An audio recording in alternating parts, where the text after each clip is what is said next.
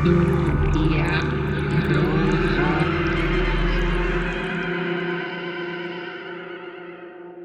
Hello, and thank you for joining me for another episode of Tutia Bruja. I'm Bex Carlos, and I hope wherever you are in the world, you are being gentle with yourself because the state of the world is terrifying and overwhelming and quite a lot to handle at times. I have stressed a lot about how we're a lot more powerful than we think. And if our voices didn't matter, they wouldn't try so hard to silence us in different ways, whether shadow banning. People who work in academia are seeing their whole careers ripped from them for showing solidarity for Palestine. It's just very heartbreaking. And it's not like the state of the world hasn't been infuriating for a long time. I think lately for a lot of us, it maybe just feels worse. It's interesting. In the episode with Metzgley, we talked about their year ahead report, and it really is wild how accurately it's been. And it's interesting because sometimes I'm given pieces of, I don't know, let's call it magic writing that would be beneficial to look into for my life. And I just sort of put it on the back burner. And the truth is, that's sort of one of those that I rediscovered. And I was like, yep, yep, yep. And it's just so funny because it's like I kind of looked at it after the things had happened, and it just keeps reminding me over and over that, like, we are the stars, baby.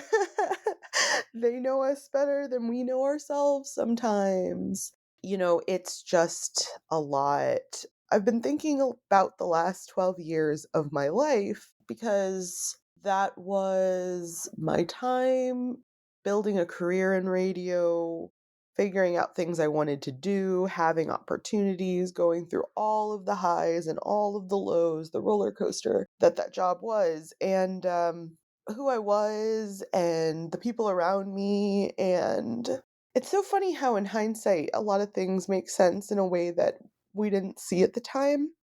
I know Lena Dunham is questionable, but Lena Dunham did an interview with Nora Ephron, who you might know of like Sleepless in Seattle and just like a bunch of 90s and 80s rom-com films.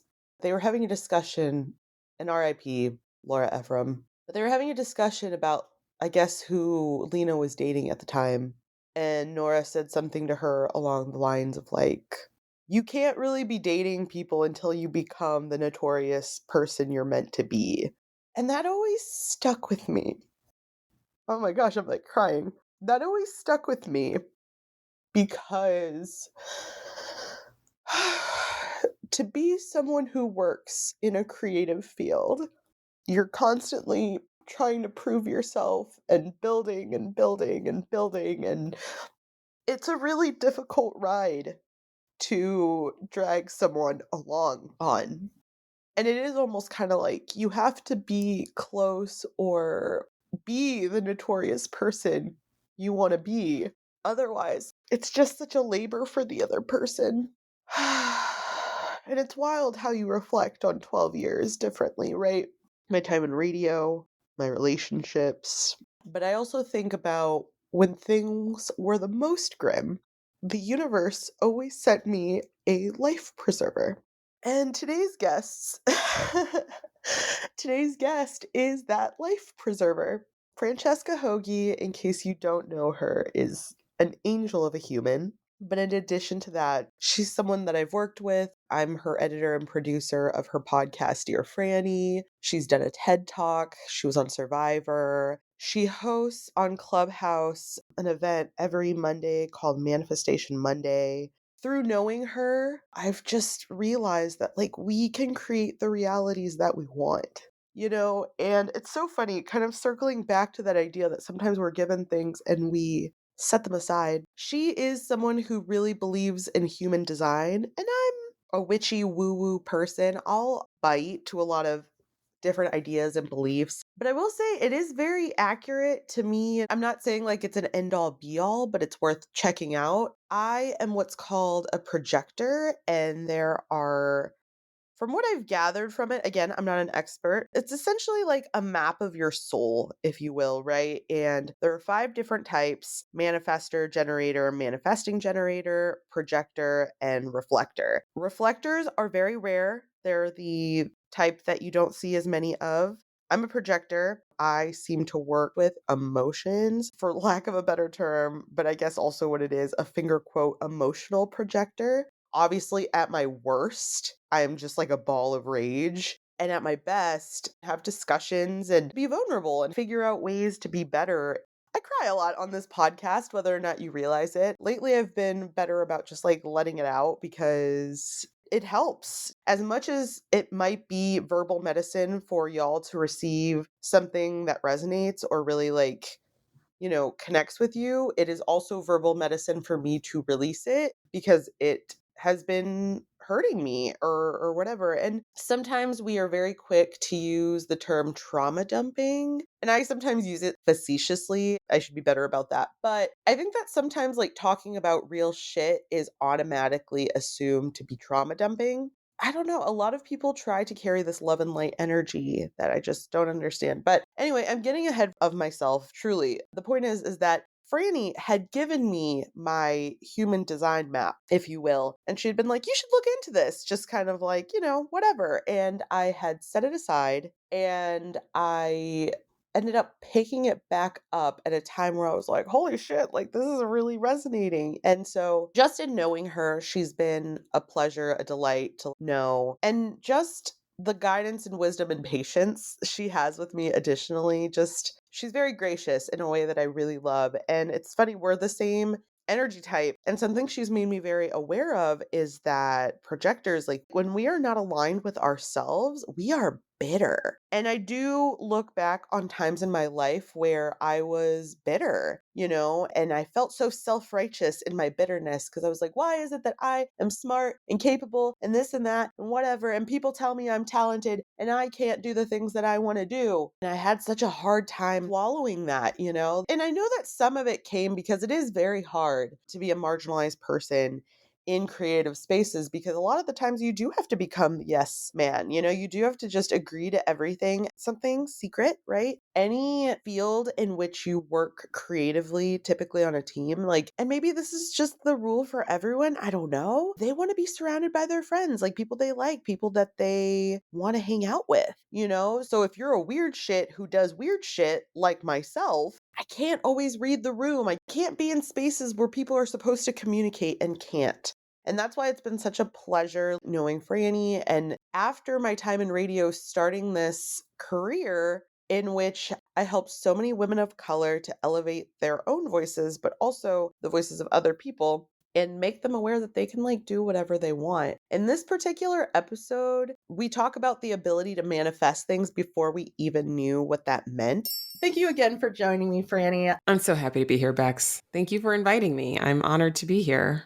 I haven't told you this, but a lot of people have really responded to your episode about where you talked about you weren't really sure what was going on in your life and how a psychic told you you're going to impact a lot of people. Yes. And I love to reference that to you from time to time. Yeah. No, I think about that. I think about, when I had that reading, it was about 16 or 17 years ago. And I was just at a place in my life where I was just lost on so many levels. And when she said that, and she had said so many other things leading up to that, I think if I had just sat down and she's like, you're going to be amazed by the impact you're going to have. And I'm like, I would have not have really taken it to heart. But it was after she said a lot of other things that really deeply resonated with me. So when she said that, I was like, what? That's not, my initial reaction was that's crazy. But then I was like, could that not be crazy? There was this little crack of it opened up this little crack of doubt or questioning that really definitely spread. And it's amazing. I mean, I wish I could see her again and just tell her how much that reading meant to me, but it was a very cool experience.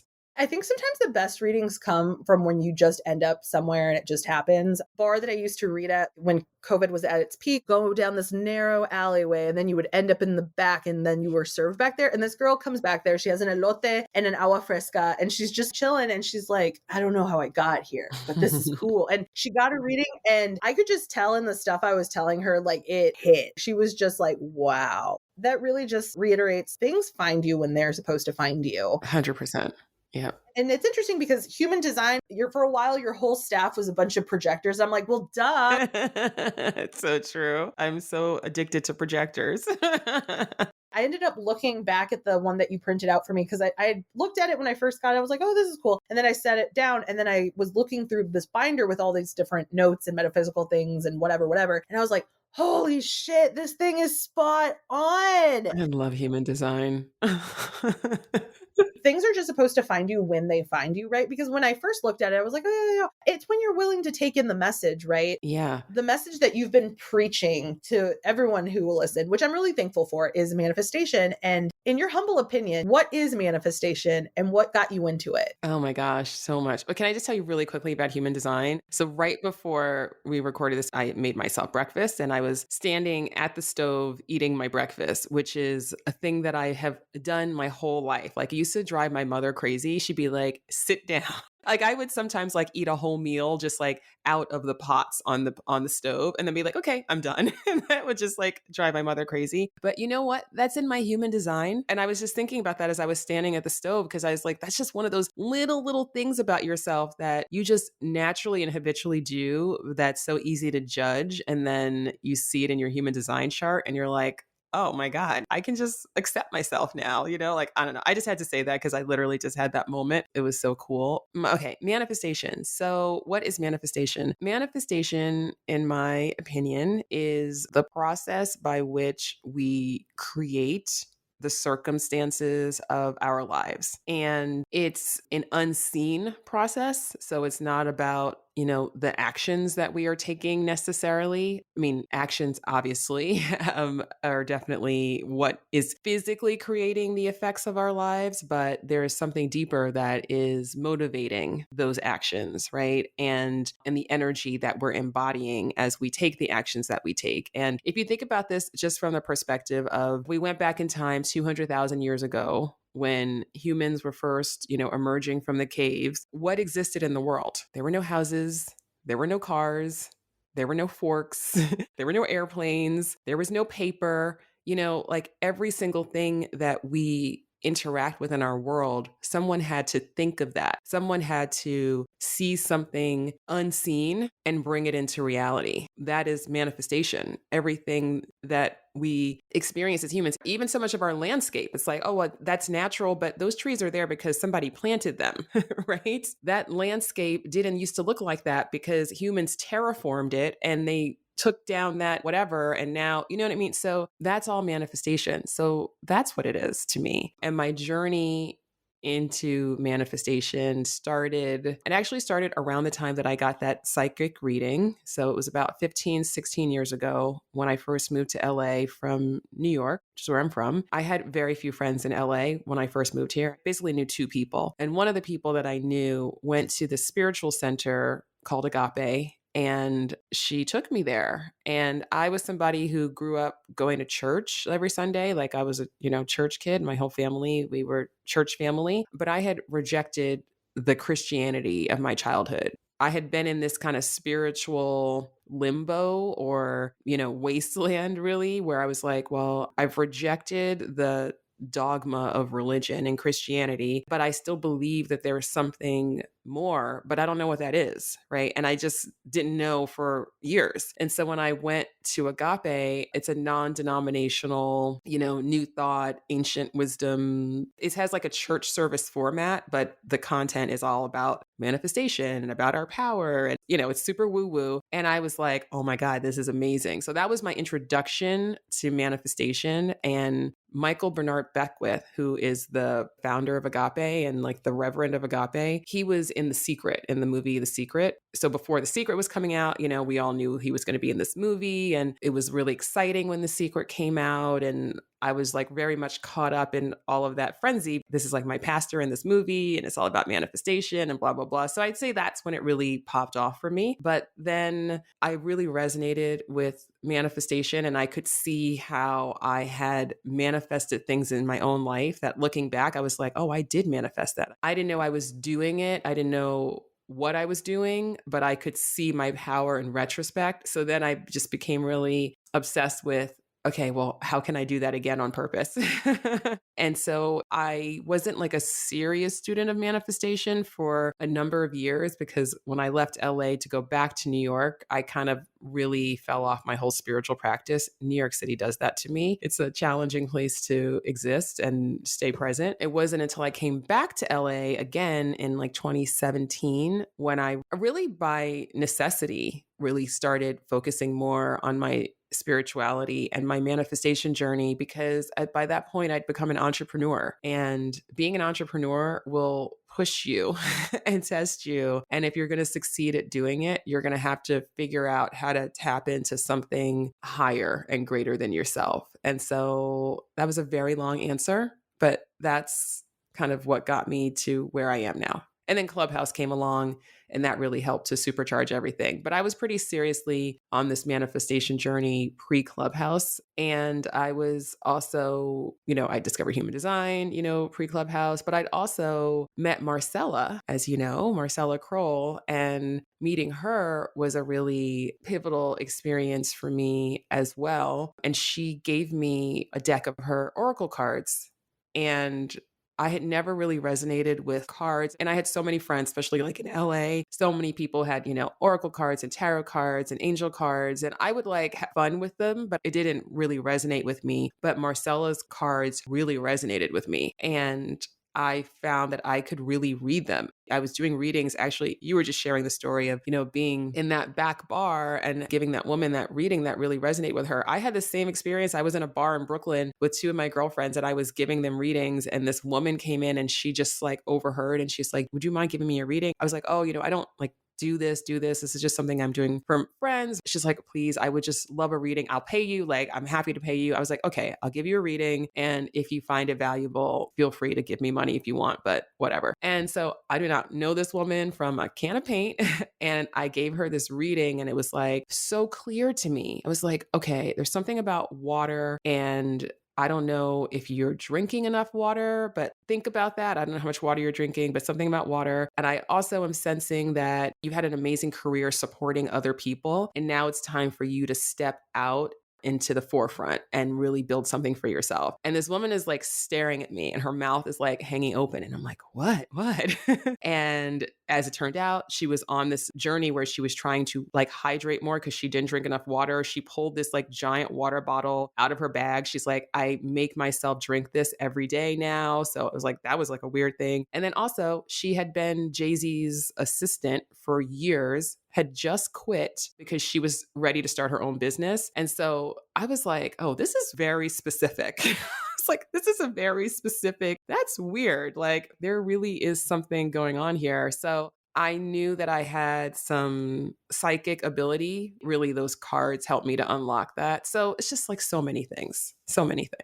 I want to ask, which Marcella Kroll deck did you? So it's the Sacred Symbols deck. I love that one. I love it so much. I mean, she is now like, I have every edition of it. I have like, I have so many of them now. I have all of her decks, but yeah, the Sacred Symbols, they just speak to me. I can't explain it. And I've yet to ever find any other deck or any other real like medium that speaks to me like those cards do.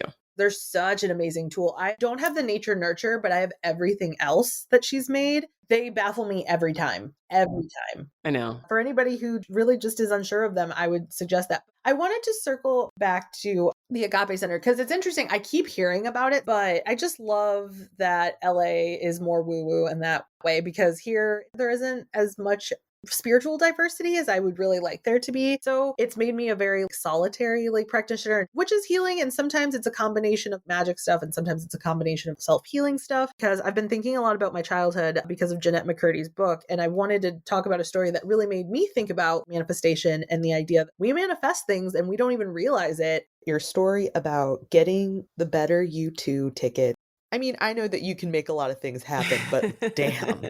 When was your aha moment when you're like, "Oh shit, I manifested that?" Like, how much later did it take? It took years. I mean, that night I was amazed, right? So, but I wasn't, first of all, I didn't have the word manifest, right? Manifestation, like this was not a word that I'd ever heard like that. So I didn't have that concept in my mind. I mean, I was like, holy shit, I can't believe I did. Like, I can't believe this actually happened. I can't believe, I think I just felt like it was this anomalous, miraculous situation. It was years until I looked back on it and I was like, oh my God, like, like that is an insane manifestation. And I didn't even realize, it didn't occur to me at that time to be like, wow, if I did that, then maybe I can do this. And maybe I didn't make that connection for years. I mean, you've heard me say this before.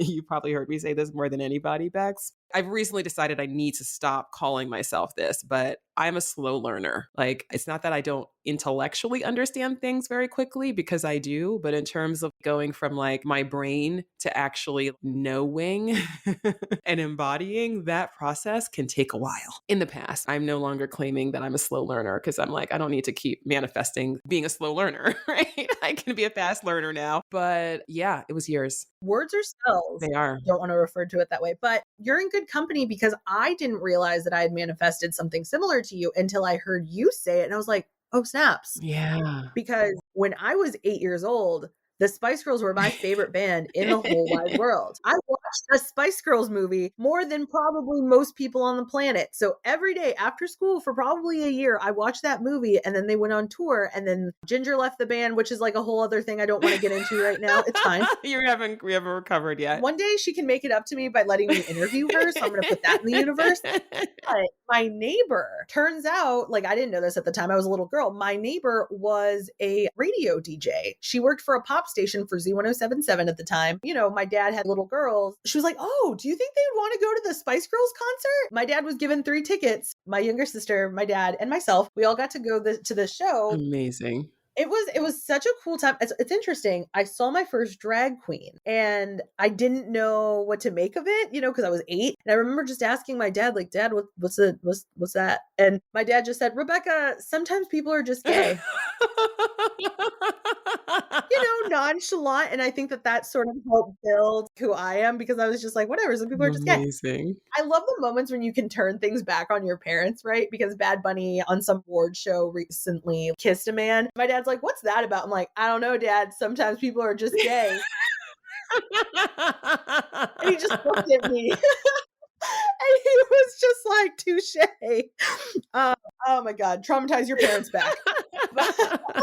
Speaking of that, which, like, my parents are lovely. And I think, like, you know, parents do the best that they can with the knowledge that they have. But the dynamics of family and stuff have been on my mind, because I keep talking about Jeanette McCurdy's book, I'm Glad My Mom Died. I'm telling you, Franny, you got to check it out. It's everywhere. Because you told me to. So I just got the audiobook version. So I will take a listen. Yeah. I mean, I spent a long time, you know, obviously as a coach, I spend a lot of time talking about the past and helping people to reconcile and move past the wounds of the past, you know, because we all have them to varying degrees, and they are manifesting in our lives, right? Until we can start to bring our awareness and heal and all of that. But they're not our destiny. If you want to move forward in life, you need to have some understanding of the past. It's like with beliefs. If you are challenged with feeling worthy, you know, it's not helpful to someone just say, like, stop feeling unworthy. It's like, wait, like it's not that simple. You know, like you need new information. Like you're not just on a psychological level, like you can't release that old concept without some new information coming in, because you need something to replace it, right? And so it's important to understand and to reconcile the past. However, I'm also moving more and more into a place where I know that you can be in therapy and doing healing work for the rest of your life. And we could all be doing that. And I'm not knocking that. However, I personally feel that my path and what I'm here to be like a way shower for are people who want to understand and reconcile the past, but they also want to focus on the future. And even I use the word healing all the time. And I have healed many things within myself. So healing is obviously real and necessary. Even by focusing on healing, it's starting to identify yourself as someone who is broken in some way. And that is like reinforcing the trauma to see yourself as this broken person who needs healing. So I'm in this interesting place right now, just personally, where I'm trying to really balance out how do you address the past, but you don't get stuck there, because the past only has the power over us that we continue to give it. It doesn't exist, just like the future doesn't exist. Like the only thing that exists is right now. And that's just my own spiritual practice of just moving way more into presence and to being in presence. And in the present moment, the past is irrelevant. But I also know that on a practical level, the past is highly relevant because it has completely influenced who we are today and how we see the world. So that's why I hadn't read the book, because I'm not super interested in trauma stories right now. And that makes sense. It is a hard listen. So I tell people before they do that. But I think what I really enjoy about it, right, is that it's normalizing and giving people the language that maybe they need. I think the reason that it's doing so well, like, just fun fact, I've talked to a couple of people who work in bookstores and they're just like, we just can't keep it in stock. Like, as soon as we get it, it's flying off the shelf. That's why I keep suggesting, if you want to do it, just do the audiobook. A lot of people don't have the language, for the dynamics in their family and whatever. So it's like, how can you put your finger on the things that make you uncomfortable if you don't even have the language for the most intimate, like, relationships in your life? Because realistically, your family set up your relationships with everyone else in the world. Oh, totally. But what I think in addition, like, because I'm with you, I think you can't keep re-victimizing yourself. And I think that some people get stuck there. Mhm. And it also gets to the point, it's like, okay, you understand it and this and that, but like, why are you also like putting yourself through that all the time? You have to move forward. And that's where I'm at too. I don't want this to define me, and we all have our respective stuff. I don't want it to define me, but it's also just like, until you're ready to let it go, it is a part of you.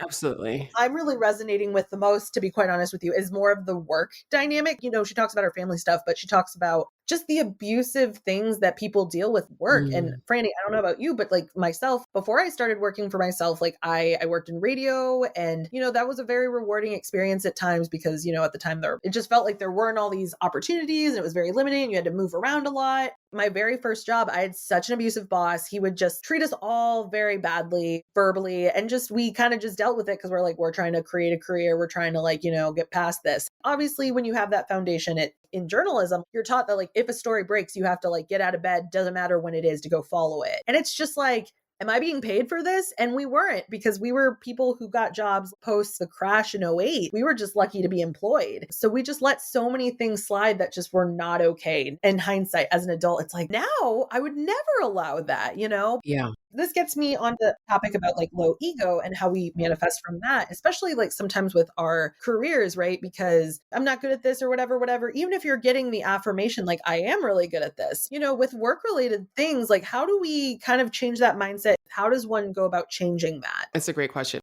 So, okay, how do I want to answer this question? I'll just tell you that for me, I've been working since I was 12 years old.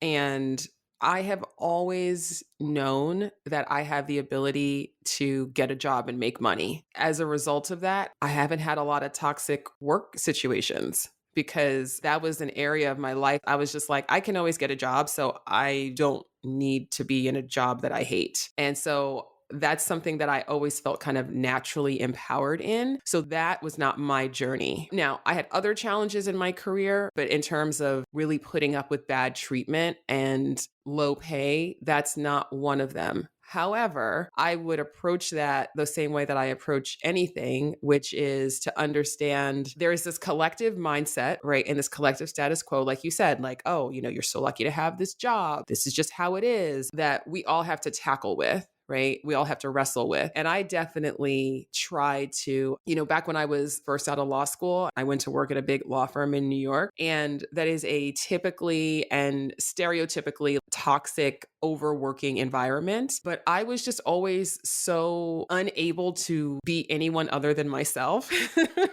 I just I never even attempted to like play that game. Do you know what I mean? Because I was just like, well, I'm not doing that. Like, you think that it makes you better than everyone, or like you get to say you're the hardest worker because you work till 2 a.m. every morning. Good for you. I'm going to bed, you know? So I didn't ever really play that game. However, I was like, okay, how can I kind of like do my thing within this system, which I was able to manifest? Again, I didn't know at the time, but I fully manifested the second most senior partner at the firm taking me under his wing and protecting me from all the bullshit. And I didn't have to worry about what 99% of other law firm associates had to worry about. I have always had this ability to find my way within the work situation. But the only reason I was ever in that situation was because I had bought into the status quo collective thinking of like, well, you know, you should go to law school and then you'll have a good career and then you'll make money and then you'll be stable. And that's what life is about. And like, you know, so I had a different kind of mindset story in that status quo that I had to kind of tackle. So whenever there's anything that you want to shift in your life, it's always about, well, what is the story that I am telling myself, right? That is allowing this situation to persist or occur. And so, like you said, understanding that, oh, at that time, you were buying into all this story about you're lucky to have this job, you know, and so there's the scarcity. If you literally think there's no other option, then of course you're going to stay in something toxic. You know, the first thing you've got to do is just challenge. I'm telling myself this story that there's no other option and this is how it is. But is that true? I just feel like for a lot of people, the relationship with money is a very hard one to overcome. Yes, the hardest. Like you said, it comes down to self-worth. I know that my struggle with money was, I personally joke around that I was set up for failure because when I was 18, one of my first jobs was working at a Payless, which for whatever reason was part of a union. Mm. At 18, what I was expecting to be paid was a lot higher than what they're like, kid, you're 18. I'm like, but this is what I'm making. Like, this is what I want. Yeah. That was really like challenging to me because I was like, well, I have bills to pay. Like, I got to figure it out. I got to survive. And I think that's the thing too, is sometimes it's about either figuring out a different avenue, gaining other skills. If you have any other suggestions, the book that I probably recommend the most for people who are starting on their money journey is Overcoming Under-Earning by Barbara Stanny. It's a really, really good book. It just takes you through really unpacking, understanding your money stories, and it's a great book. I mean, there's so many, and I won't list a million. I will encourage people to start with that book. yeah, and I'll include that in the show notes. What's your profile in human design? I think it's an emotional projector. Yeah, and the profile is like the numbers. 4-6. Oh, you're 4-6. Okay. Oh, so am I. We have the same profile. Oh, Yeah. Could you explain to me what an emotional projector is? Because I'm not really sure. So what it means, being emotional means that your authority is your emotions, like your solar plexus, right? And so that just means, well, it means a few things, but what it basically means is that the way that you are going to know whether something is right for you, it's not an intellectual conversation. It's like, does it feel good?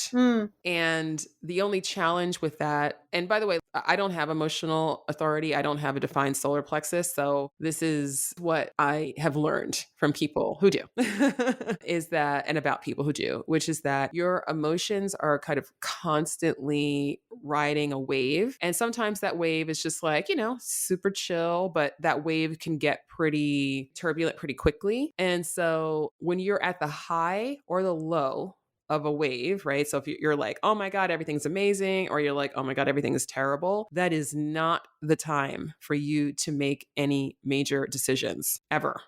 Like, that is, if it feels really great, awesome, and you're like, yes, hell yes, this is such a yes, okay, that's great. But don't commit to anything until you have given yourself time to ride that wave to its completion. That's kind of the advice about just having emotional authority. So that's basically what it means. And it just means also, like, you know, you just have to honor your own emotional waves and just know that, you know, your emotions are just constantly fluctuating. And that's just part of your design. And your emotions are information, but they're not facts. They're not facts until you've given yourself time to fully process them. it's interesting that you say all this because I just turned 32 a little bit ago. And that's when your Saturn's return ends. Mm. And I'm like, I'm having that, like, I don't know if you've seen the GIF with like Marge Simpson where she's kind of cringing and like covering her eyes. That's how I feel looking back on a lot of things. It's like, oh, that didn't have to play out like that. Why did I do that? Because I do feel like there's been some sort of shift. And it's like, I'm being a lot better about observing the situation and then figuring out how to process it, because I feel like for so long it would be that immediate reaction. And it's like, it doesn't have to be like that. Yeah. If anything, it's better for everyone. And if it's not like that, Yeah. also, I just feel like I'm too damn old to just care that much. I'm just like, Listen, by the time you're my age, you really won't care. I'm looking forward to it. Oh, it's amazing. It's amazing. Every year it gets better. Well, that also has to do with the fact that of your profile. And that's why I wanted to know if you had a six in your profile, which you do. So that's the role model. And that's what the six line indicates. It's the role model. You are the opportunist role model. And so am I. So I know about this profile very well. But it's interesting that you just turned 32 because the first 30 ish years of the life of a 4-6, we operate actually, and this is true for anybody who has a six in their profile. So if you're a 6-2 or a 6-3, it also applies. All sixes, whether it's the first number or the second, the first 30 ish years of your life, you operate as a martyr. Not to get technical about it. God, why are you roasting me, Fran? Yeah, listen, because I'm one too. You think I don't know? The sixth line, the line of the role model, is the continuation of the martyr line, which is the 3. That's too technical, but the point is that this is a phase that we outgrow, unlike people who have an actual 3 in their profile where this continues for them. But so for that first 30 years of your life, you have been operating through a system of trial and error, experience and learning, things seeming like they're a really great idea and not working out, getting your hopes up really high and crashing down. And it's just like over and over and over again. I mean, and this is part of why I'm like, oh, this is why I'm a quote slow learner, because that's just our process. But what you're doing is you're getting all of this experience, like a lot of experience. Like you have had, and all 4-6s will find this, or all sixes will find this, not just 4-6s, all sixes will find that by the time you're in your mid 30s, you've had way, way, way more diversity of experience than most people. And the reason for that is because you are the role model. And so role models, what you're able to do and you naturally do is that you start to learn the lessons from all of those experiences and you start integrating those lessons. The phase that you're in right now, which is going to last until you're about my age, like until you're closer to 50, is a phase of massive integration. And you are really figuring out, okay, this is exactly who I am. This is exactly how I want to live my life. This is exactly my path. All of that is going to start to really coalesce for you. And then in the third phase of your life, that is when you fully blossom into the role model. And the role model is here to show everybody else what it looks like to live life authentically as yourself. And without having gone through everything that you've gone through, and then spending all of that time of like learning all those lessons and figuring out your path, all of that is what allows you then to be somebody who you're not a role model because you're going around saying like, hey kids, listen to me, I'm a role model. You're a role model because people naturally look to you, because they have been looking to you even when you were in your martyr phase. People naturally look to you and they're going to look to you and be like, oh my God, if she did that, maybe I can do that. Or how did she do that? Or I want to. So you're here to be a way shower basically of like what it looks like to live authentically as yourself. This got me thinking, because you're a little bit older than I am. You are Gen X. And this is something that I'm curious about because I've noticed it with a lot of millennial individuals. Did you think that you were going to be someone who died young? Was that ever like a thought that you thought about?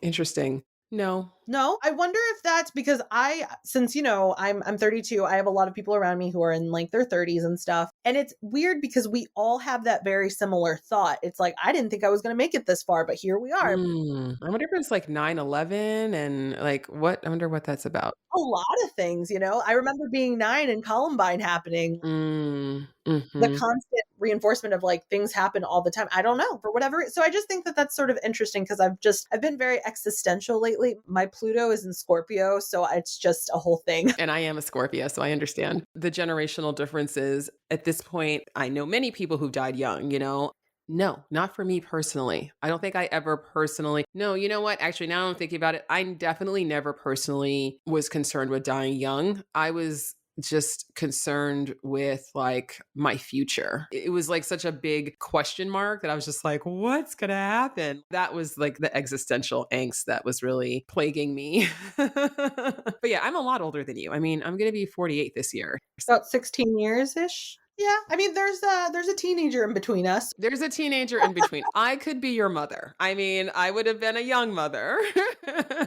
Franny, this has been such a lovely conversation. I'm I'm a spooky morbid bitch. Here's the thing though, this is just another part of of what happens as you get older, but also my spiritual journey is that my relationship with death is like I just don't fear death. Neither do I. I just don't. Yeah. And so to me, it's not even morbid. It's just like I could walk outside today and get hit by the proverbial bus. And I mean, I hope that doesn't happen. It definitely would suck for, some people who care about me. And that's what upsets me about the thought of dying is not myself. It's like, oh, I just know it would be traumatic for some other people. And I just don't want it to be. But I understand that, I've been on the other side of that. I get it. But to me, like on a spirit level, I'm just like, oops, oh well, game over, like start over again. And it's just going to keep going and going and going and going until we get this humanity thing right. The only thing that really worries me about death is having to start over is like, fuck, I didn't do well enough. I know. I want angel status, right?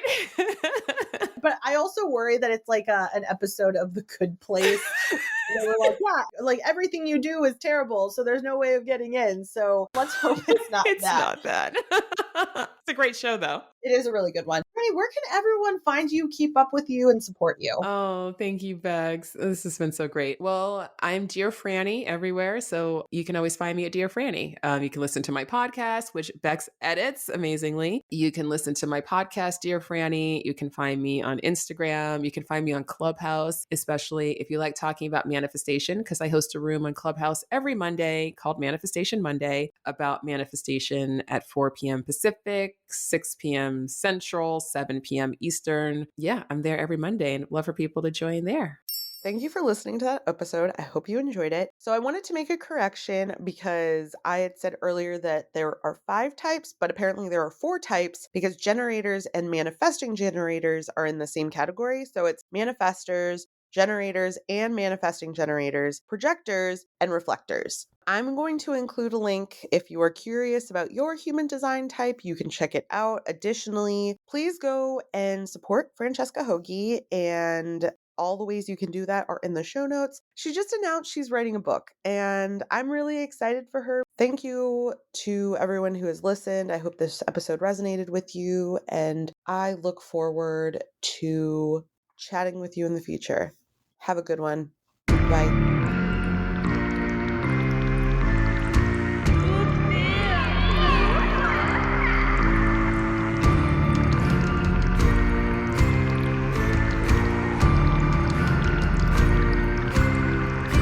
Mm-hmm.